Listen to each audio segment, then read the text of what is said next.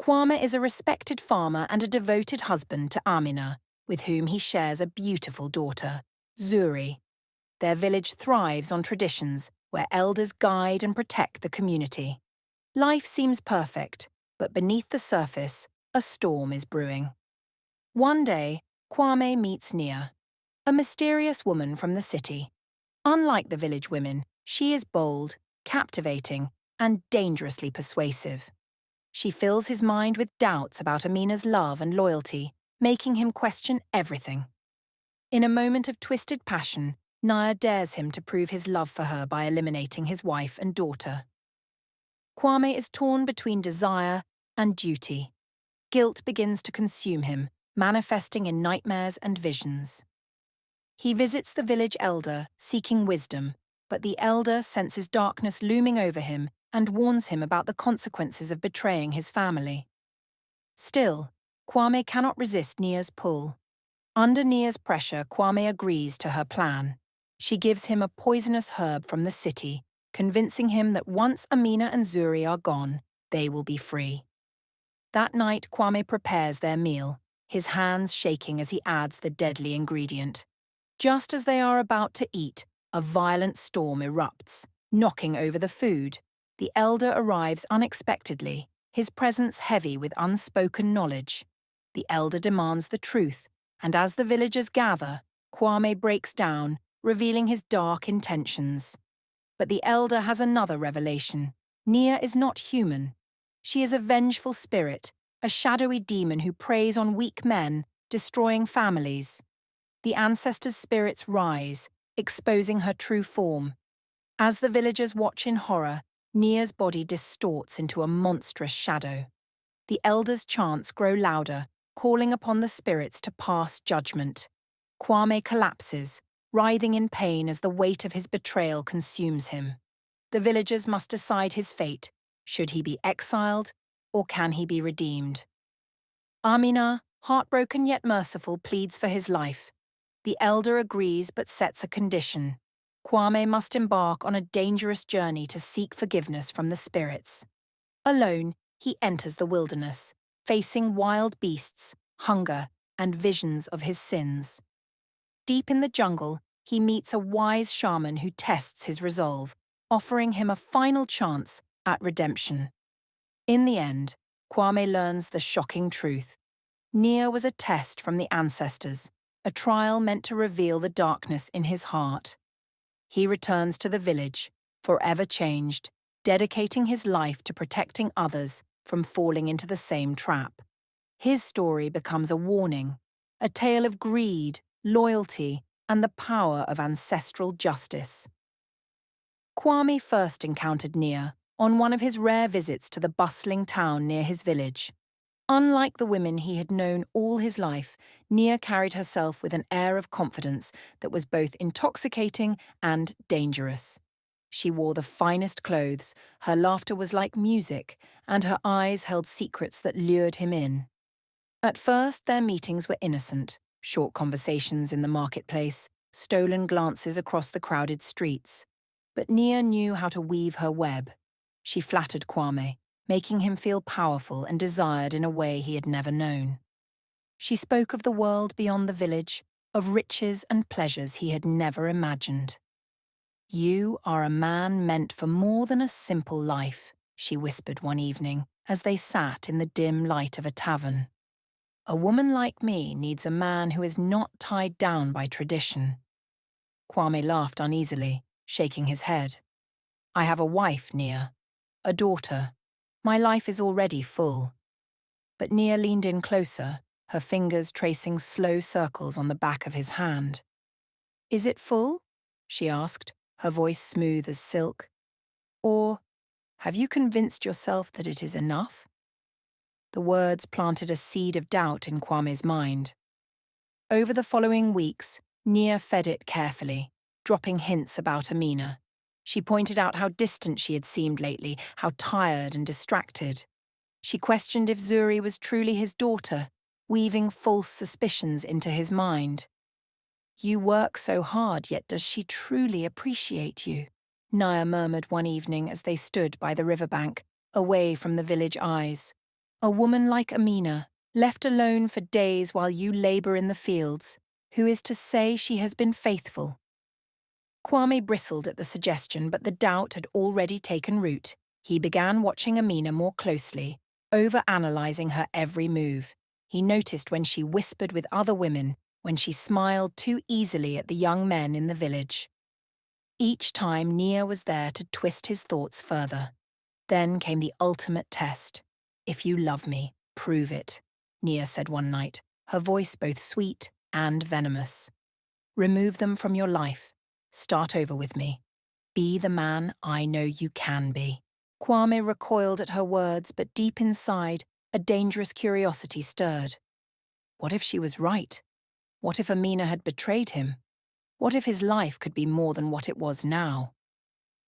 Nia stepped closer, her breath warm against his skin. "You are strong, Kwame," she whispered. "Strong enough to take what you deserve." As she pressed a small vial into his palm, a poison from the city, Kwame felt his world tilting. He had always believed himself to be a good man, a faithful husband, but now, standing at the edge of a choice that could change everything, he wondered, was he? Kwame lay awake in his hut, staring at the thatched roof, his mind a battlefield of conflicting emotions. On one side was Amina, the wife who had stood by him through every hardship, her gentle hands tending to his wounds after long days in the fields.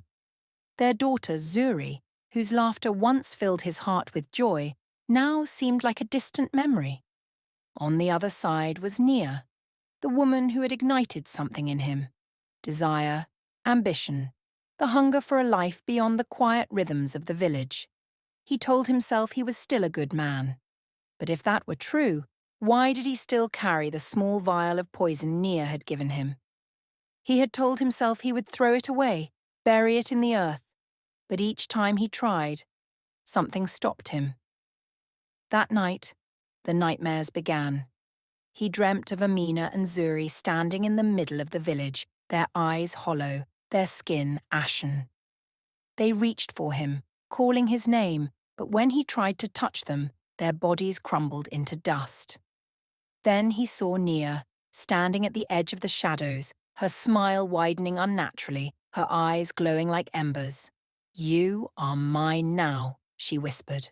Kwame woke with a start, drenched in sweat. He tried to shake the visions away, but they clung to him like a curse. He became restless, snapping at Amina over small things, avoiding Zuri's innocent gaze. He walked through the village with a cloud over him, his once strong steps now hesitant, his mind lost in dark thoughts. Desperate for clarity, he sought the guidance of the village elder, Baba Kofi, a man known for his wisdom and connection to the ancestors. Kwame found him seated beneath the great baobab tree, eyes closed, as if he had been expecting him. "Baba," Kwame said, lowering himself to the ground, "I need your wisdom." The elder opened his eyes slowly, studying Kwame's troubled face. "Something weighs heavy on your soul," he said. "Speak, my son." Kwame hesitated, then carefully chose his words. "I have been tempted by something I do not understand. My heart is torn, and I do not know which path to follow." Baba Kofi nodded, his gaze piercing. "There is a darkness around you, Kwame. It clings to you like a shadow." He picked up a handful of earth, letting it slip through his fingers. "When a man walks too far from his roots, he risks being lost forever." The old man leaned in, lowering his voice. "Do you know of the Magoni curse?" Kwame shook his head, a chill running through him. "It is an ancient evil that preys on weak men, whispering to them, leading them to betray those they love," Baba Kofi said. "It promises power, but delivers ruin." Kwame's breath caught in his throat. He wanted to dismiss the elder's words as superstition, but deep inside he knew. He had already set foot on a dangerous path. Kwame sat beneath the old mango tree on the outskirts of the village, his fingers wrapped tightly around the small pouch Nia had given him. Inside was the poisonous herb, dark and crushed into fine powder.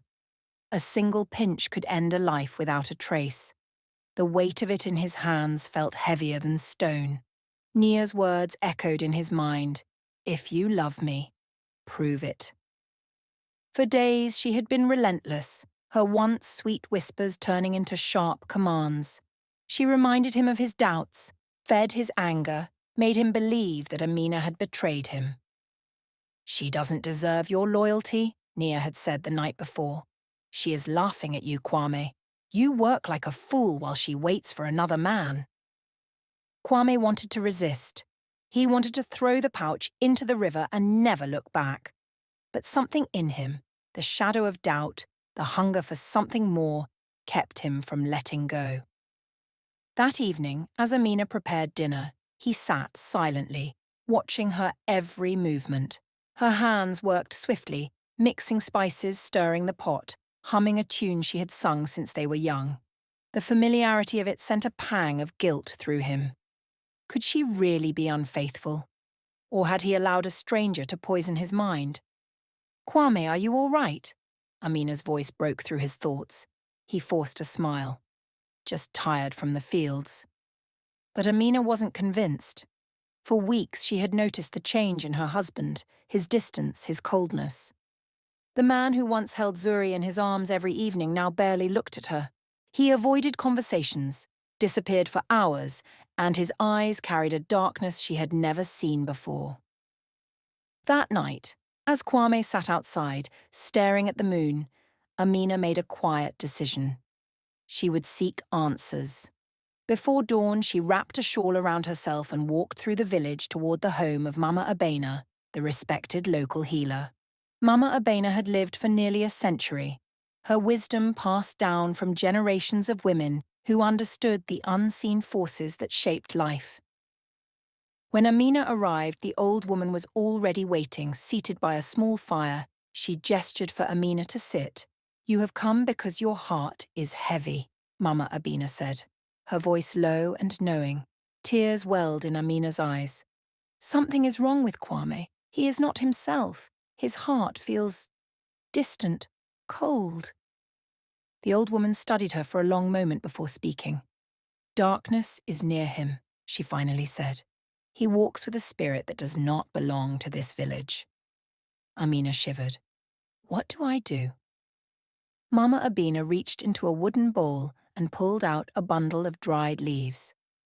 You must watch him closely. And when the moment comes, you must be ready to act before it is too late. Kwame sat at the small wooden table in his hut, his hands trembling as he sprinkled the fine, dark powder into the steaming pot of stew.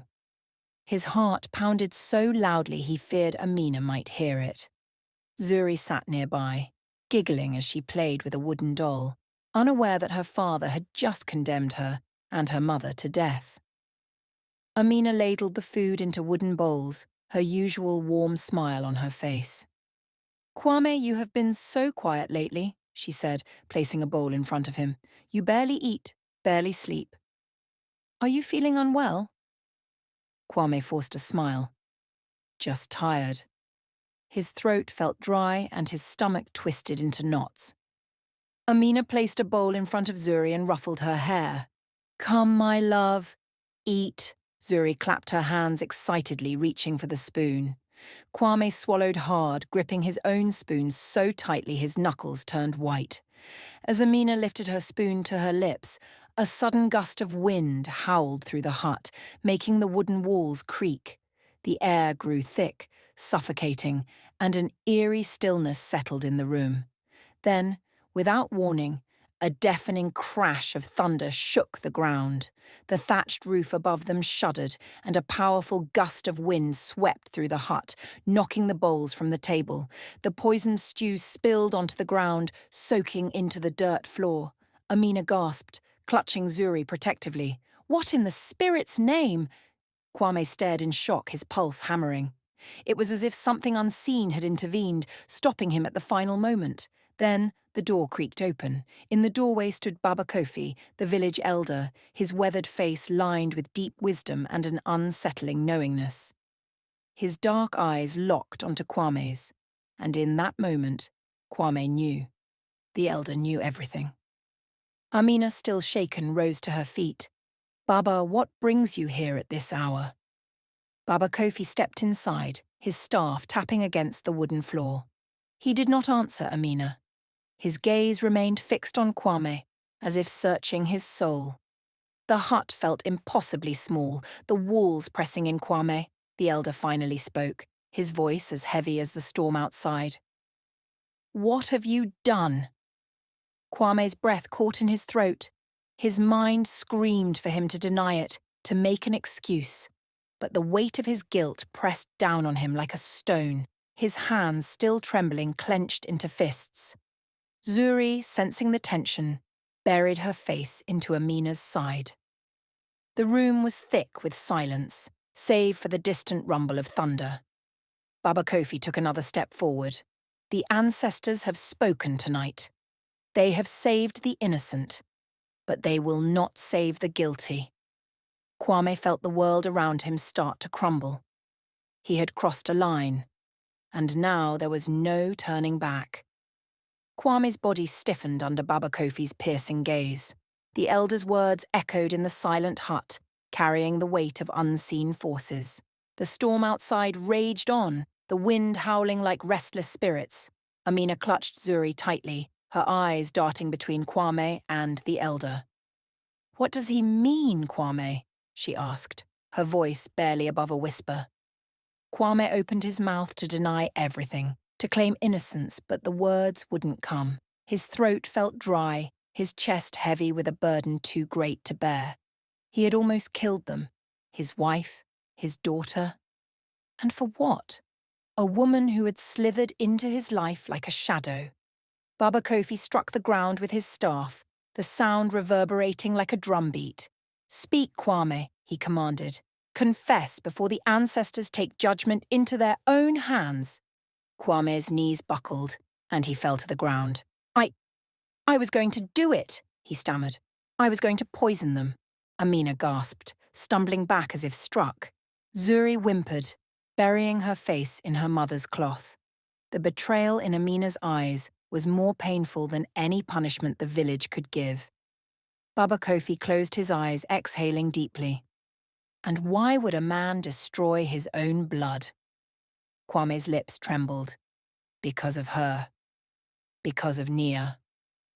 At the mention of her name, the flames in the hut flickered violently, casting eerie shadows on the walls.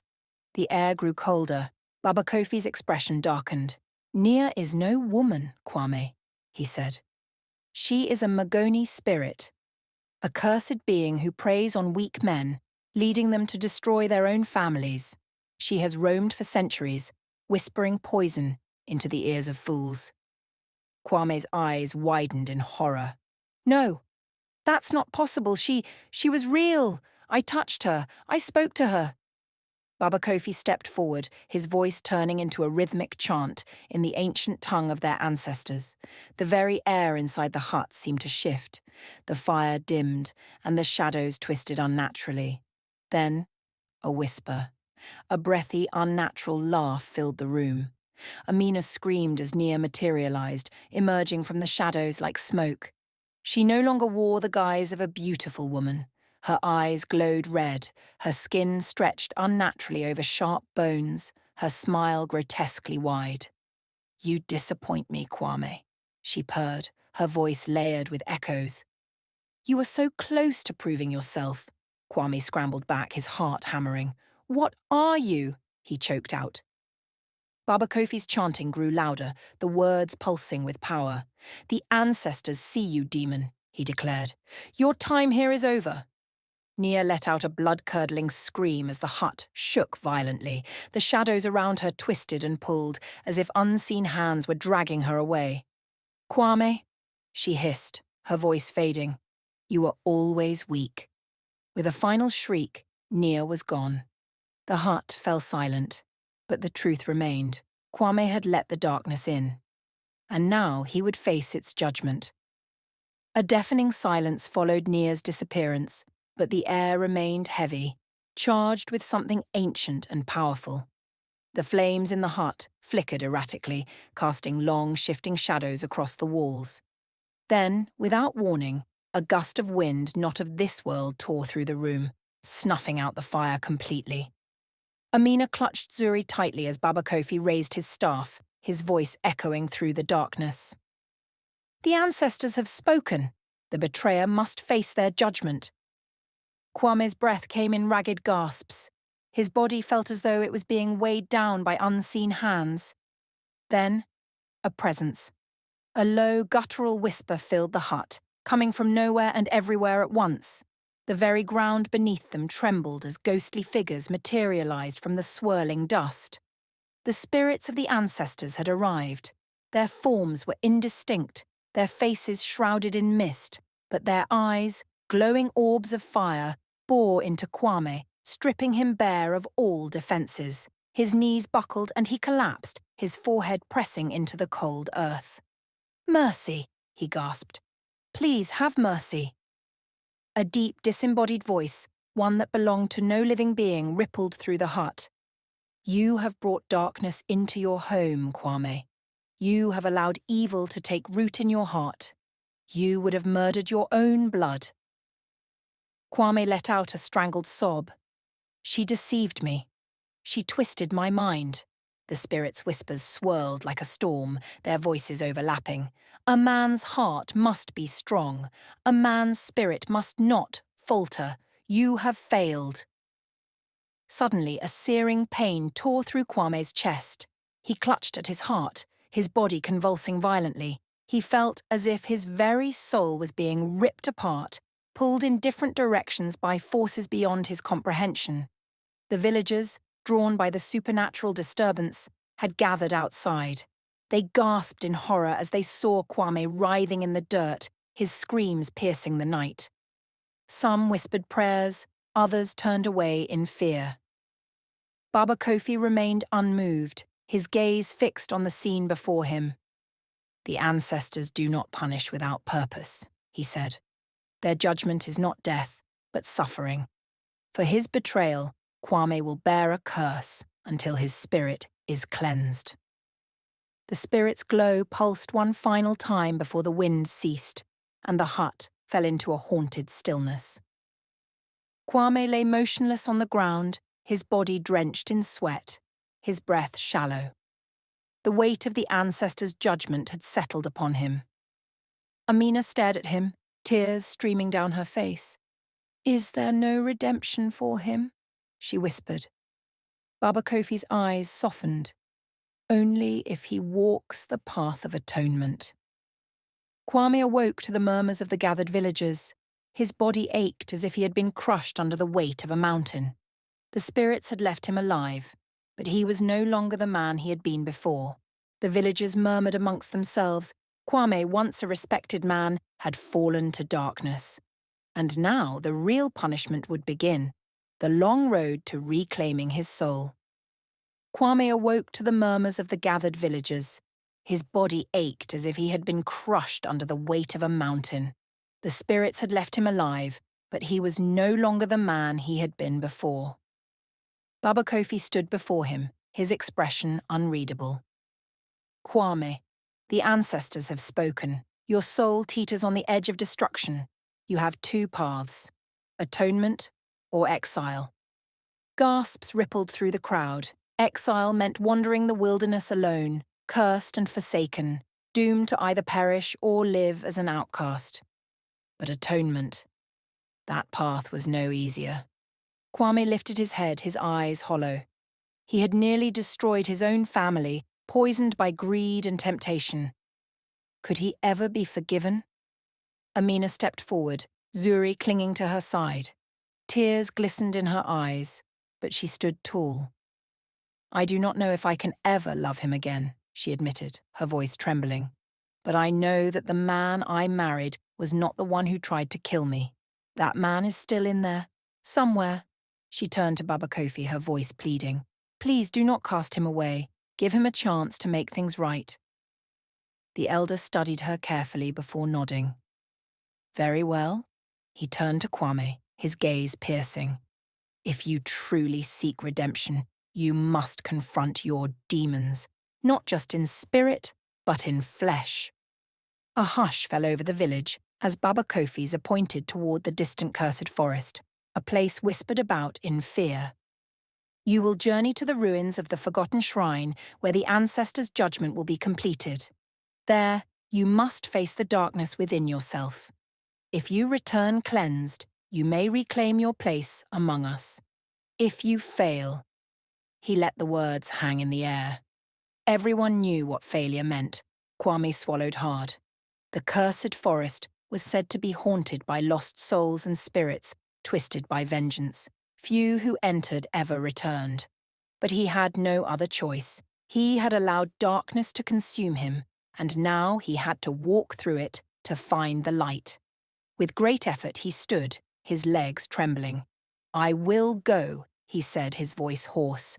"I will prove that I am more than my sins." The villagers murmured, some doubtful, others watching with cautious hope.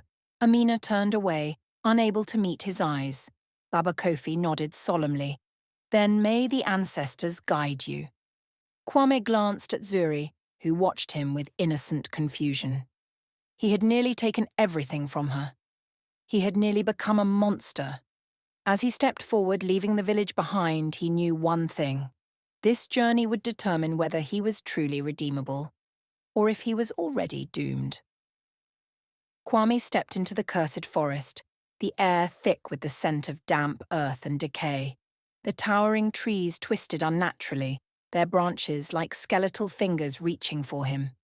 Each step felt heavier, as though the spirits of the land were testing his resolve. The village was far behind him now. Ahead lay only the unknown.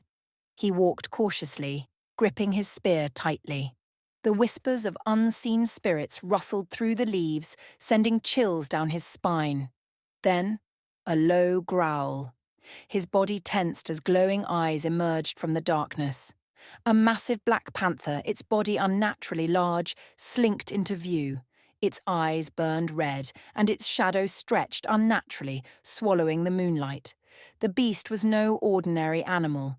It was a spirit of vengeance, sent to test him. It lunged. Kwame barely dodged, rolling across the dirt as claws slashed the air where he had stood. His heart pounded. Was this his punishment, to be torn apart in the jungle? Number. He couldn't die here. He hadn't yet earned forgiveness. He gripped his spear and stood his ground. The panther lunged again, but this time he didn't run. Instead of fighting with rage, he fought with purpose. He sidestepped, allowing the beast's own momentum to carry it forward, and with one precise thrust, he struck. The panther let out a piercing cry before dissolving into mist. The jungle fell eerily silent. He had passed the first test. As he moved deeper into the jungle, the air grew colder. Suddenly, a voice called his name. He turned and saw Amina and Zuri standing among the trees, their faces twisted in sorrow. Amina's voice was laced with betrayal. "Why did you try to kill us, Kwame?" Zuri reached for him, her small hands trembling. "Papa, why?" Pain stabbed through Kwame's chest. This was his greatest torment, the weight of his sin. He fell to his knees, tears burning his eyes. "I was weak," he whispered. "I let darkness control me." The figures of his wife and daughter flickered like candlelight. More voices joined them, the echoes of his ancestors whispering of his shame. The jungle closed in, suffocating, and for a moment he thought he would drown in his own guilt. A warm hand touched his shoulder. He looked up to see an old man, his face lined with wisdom, his eyes filled with knowing. The shaman studied him for a long moment before speaking. "You cannot undo the past, Kwame, but you can choose what kind of man you will be now." Kwame swallowed hard. "How?" The shaman handed him a bowl filled with dark water. "Drink, and face what you truly are." Kwame hesitated, then lifted the bowl to his lips. The moment the liquid touched his tongue, the world shattered. He fell into darkness, pulled into the depths of his own soul, where his final trial awaited. Kwame tumbled through darkness, his mind spinning as the shaman's potion, pulled him deep into the realm of the spirits. Shadows twisted around him, voices whispering in languages older than time. Then a figure emerged from the void. Naya. But she was no longer the seductress who had tempted him. Her eyes no longer burned with unnatural fire. Instead, she stood before him calm and expressionless, as if waiting. A voice deep and resonant filled the space around them. "You have learned, at last." Kwame turned, heart pounding, as ghostly figures materialized, the ancestors. Their presence was overwhelming, ancient, and powerful. Nia was never real, the voice continued. She was a test, a spirit created by the ancestors to weigh the heart of a man who had strayed from the path. Kwame's breath caught. A test? You were lost, another ancestor spoke. Blinded by greed, by temptation. You forgot the love of your family, the duty of a father and husband. You failed, Kwame. Shame burned through him. He had nearly destroyed everything, his wife, his daughter, his own soul. He bowed his head. I do not deserve forgiveness. Yet you sought it, the first voice said. And that is why you are here. You faced the darkness within you. And now, the choice remains. Will you carry your guilt as a burden, or as a lesson? Kwame looked at Nia. She smiled, not the wicked, deceitful grin he had known before, but a soft, knowing smile. She was no longer his tormentor. She was simply gone. The spirits faded. The darkness dissolved. Kwame awoke in the jungle lying before the shaman, the morning sun filtering through the trees. He felt different, lighter. You have seen the truth, the shaman said. Now, what will you do with it? Kwame knew the answer. He had spent his life taking the easy path, allowing temptation to cloud his heart. No more. With renewed purpose, he made his way back to the village. The people gathered in silence, watching him approach. Some still looked at him with fear, others with doubt. But Amina looked at him with something else. Not love, not yet, but the possibility of it. He fell to his knees before her and Zuri. I was weak, he said. I nearly lost you both, and for that I will never forgive myself. But if you will allow me, I will spend the rest of my life protecting you, not just you, but this village, from the darkness that nearly took me. Baba Kofi stepped forward. You have been judged, Kwame, and you have been given a second chance. Kwame stood, his heart steady. He had lost himself once, but now he had a purpose. He would dedicate his life to ensuring no one else in the village fell to the whispers of the dark. His redemption had begun,